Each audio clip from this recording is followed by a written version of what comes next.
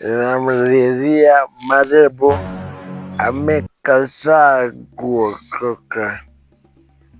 Neno la usoni moyoni, mimi nalia simbi. God Namlilia have mercy upon marehemu us. amekataa kuokoka. Pombe yangu karibu inaisha. Cha pombe.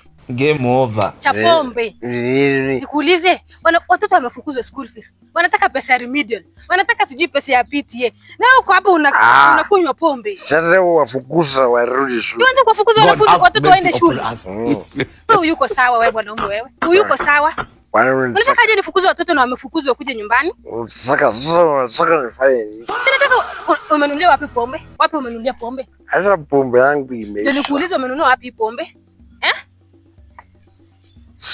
Kisa nikwambie wewe. Hakuna kitu nasikiza.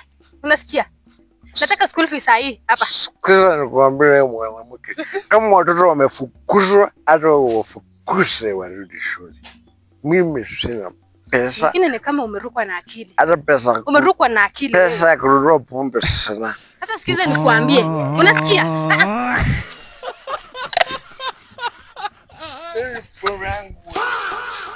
Hello.